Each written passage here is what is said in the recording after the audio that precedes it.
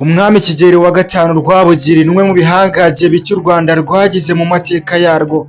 Yararwaguye cyane kugeza aho ibihugu bimwe byari bituriye impande y'u Rwanda byagize ubwoba.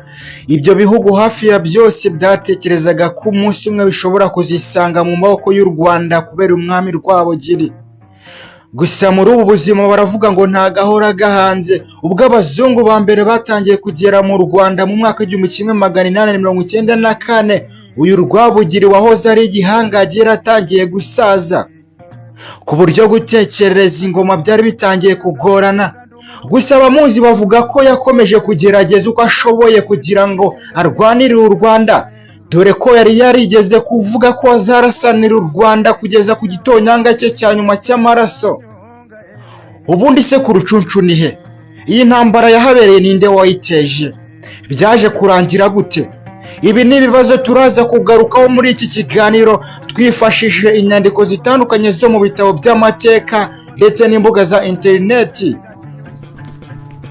Wahageze kuri Comeka TV.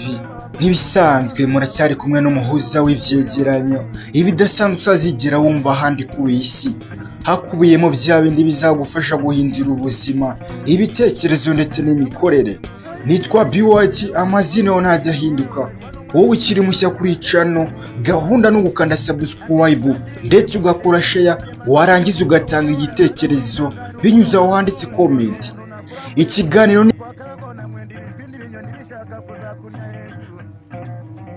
Rucunshu ni ahantu ndangamurage hafite amateka yihariye kubera ibyahabereye. Mu mazina ya kera ni mu hahoze ari mu Marangara, ubu haherereye mu mudugudu wa Rubuye, akagari ka Mbare, umurenge wa Shyogwe, ni mu karere ka Muhanga, ubwo ni mu ntara y'Amajyepfo. Nyuma y'itanga ry'umwami Kigeli wa kane Rwabugiri, Rucunshu yamenyekanye kubera intambara yahebereye ihuriyemo abari bashyigikiye Mibambwe wa kane Rutarindwa wari wasimbuye se ku ngoma, ndetse n'abandi bashakaga kumukura ku ngoma kubera ko bo abenshi bari bashyigikiye Musinga, ari nawe waje kwima ingoma nyuma y'iyo ntambara. Nk'uko imigenzo y'ibwami yabiteganyaga, Rwabugiri yagombaga gushaka umwe mu bana be uzamusimbura ku ngoma.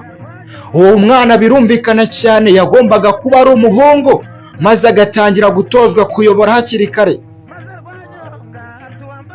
Rwabugiri yitegereje abana be, ahitamo Rutarindwa wari umaze kugira imyaka 20. Hari ku itariki 22 Ukuboza umwaka w'1889, Rwabugiri yimitse ku mugaragaro Rutarindwa, atangira kumutoza ibijyanye n'amabanga y'ibwami, nuko ahabwa izina ry'ibwami rya Mibambwe. Ako kanya yahise abikora nk'uwikorera, kuko yahise amubwira ati wowe mwana wanjye ni wowe ukwiye kunsimbura ku ngoma. Yahise amuha umugabekazi w'umutsindirano ari we Kanjogera mwene Rwakagara. Ibyo byabaye nyina wa Rutarindwa maze igihe apfuye, kandi byari nk'itegeko ko umwami agomba kuyobora ari kumwe n'umugabekazi, mu buryo bwo kugira ngo azamwunganira kuyobora ingoma runaka. Niyo mpamvu nubwo nyina wa Rutarindwa yari yarapfuye, ise yahise amushakira undi bazaba bari kumwe mu gihe azaba ayoboye. Uyu Kanjogera nubwo atari we wabyaye Rutarindwa, ariko nawe yari umwe mu bagore ba Rwabugiri, icyo kiri kumvikana. Ikindi ni uko uyu Kanjogera yari afite umuhungu yibyariye witwaga Musinga, ndetse akagira n'abandi basaza be babiri bari bakomeye cyane ibwami. Umwe yitwaga Kabare, undi akitwa Ruhinankiko. Abo bose uko tubavuze bifuzaga ko Musinga ari ukwiye kuba umwami icyo gihe. Nubwo Rutarindwa yakomeje kuyobora, ariko birumvikana ko Kanjogera atarabyishimiye kubona umwana utari we ayoboye kandi afite umuhungu witwa Musinga. Byaramubabazaga cyane uko bikeye n'uko bwije. Muri make ya mvugo y'ubu ni kwa kugirisha ari umwana utari uwawe. Ni gute umwana utari uwawe ngo yajya ku buyobozi kandi ufite uwawe ushobora kujya kuyobora kandi bigishoboka? Nicyo cyatumye uyu Kanjogera agirira ishari Rutarindwa. Gusa nubwo hari uruhande rwari rushigikiye Musinga, ntibivuze ko Rutarindwa atarashigikiwe. Impamvu ni uko uyu Rutarindwa nawe yari ashyigikiwe na Rutikanga mwene Nkurikiyingoma, akaba yari umwiru mukuru wari ushinzwe kwimika umwami. Hari kandi n'umwiru Kibaba mwene Ndungutse, we ngo akaba yari ashinzwe kurinda ingoma y'Ingabe Karinga. Aba biru bose nabo bari bashyigikiwe n'abatware b'ingabo bakomeye, harimo nk'uyu witwaga Bisangwa bya Rugombituri.